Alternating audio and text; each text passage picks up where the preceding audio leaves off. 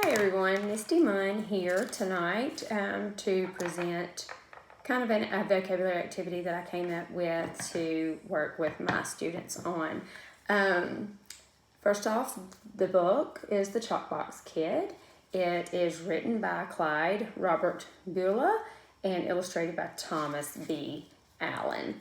In The Chalkbox Kid, Gregory, the main character, is he and his family moved to a different neighborhood because of Dad's job change and stuff, and he's kind of down and out because he doesn't really have any friends and just really doesn't feel that he fits in or what have you. Well, while he's out exploring the neighborhood, he discovers an abandoned chalk factory, and it's not too far from his house. Well, the thing about Gregory is he really loves to draw, and so when he goes into this chalk factory, he finds chalk and he begins to draw on the walls of the factory, of the abandoned factory, and pretty much makes things come to life through his art or what have you. But in the book, we will look at words for vocabulary such as bear, factory, tablet, block, peaceful, and nursery. Okay, and as far as like in context, for the word bear here, it goes on to say that whenever Gregory and his family move into their house, he goes inside and Gregory saw boxes and papers and he saw bare walls. Well, not all kids, especially at the first or second grade level, may not understand there are other meanings to the word bear and different spellings or what have you. So this would be a good vocabulary word for that age group so that you could let them know what bear means or what have you. And then factory. Also, it says that Gregory's dad had lost his job at the factory, and now he had a different job. Factory, that would be a great vocabulary word as well. And go on to the next chapter, and it says that, I'm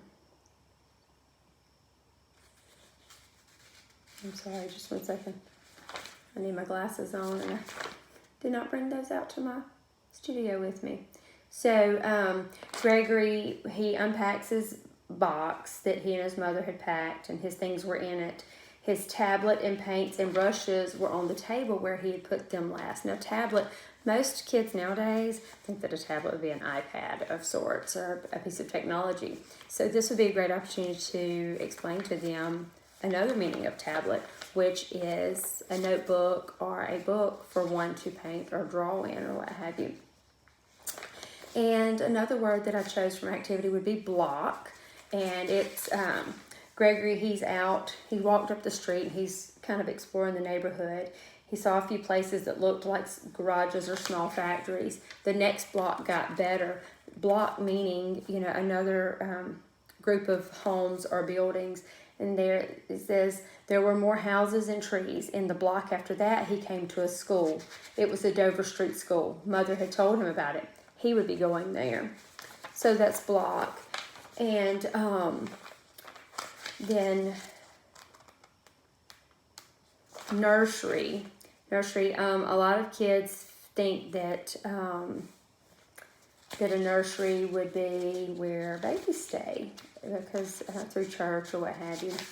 And here on it says Mr. Hiller came to room 3. He was a friend of Miss Perry's. Mr. Hiller works in a nursery, she said. Who knows what a nursery is? And sure enough, one of the girls spoke up. It's a room for a baby. Miss Perry says, that's one kind. Mr. Hiller works in another kind. He works in a plant nursery. He sells plants and seeds, and he is here to tell us about them. And so the definition for nursery would be a place where small trees and plants are grown for others to sell. And the last vocabulary word that I chose to go with would be peaceful.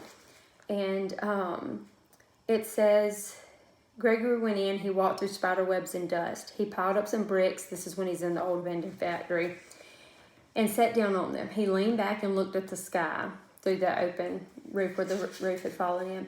It was peaceful here, and he began to feel better. He was not quite so angry now because he was angry about moving and not fitting in and not having any friends or anything. And so peaceful, just a feeling of not being disturbed or not being bothered would be. So as far as the activity, I took each of my vocabulary words and I have a stack of index cards here. And on one side of the index card, one end, I wrote the vocabulary word. And on the other end, I wrote the definition. So you would need notebook cards and a pen. And then with scissors, you would then just cut up the middle. Now next, we're going to play kind of like a memory game or a matchup game. And so what I did here, let me turn this camera around, is I have my cards face down, of course. And as you can see here, there is the vocabulary word factory. And so a student would flip that card over, then they would get a chance to flip another one over. Okay, and then look there. It says a building where things are made by machines. So that was a beginner's luck, I guess, there. But the two did match. The vocabulary word matched to the definition that the student flipped over. So that would be one way to match. And then the next student, as we take turns, would, okay, here it says free from disturbance, not being bothered. So now I need to find the vocabulary word that goes with it. We've got another definition, basic or simple without addition. So those do not match. So then we would flip it back over. And then it would be the next student's turn. Now, as far as ELL students or special ed students, I really do not, I don't really feel that there are many accommodations that can be made because this is a pretty basic, pretty simple, pretty self-explanatory activity that not only teaches the children their vocabulary words, but it also encourages engagement and interaction and helps with the memorization of the visual aspect of things as to where was this card that I flipped last or so-and-so flipped.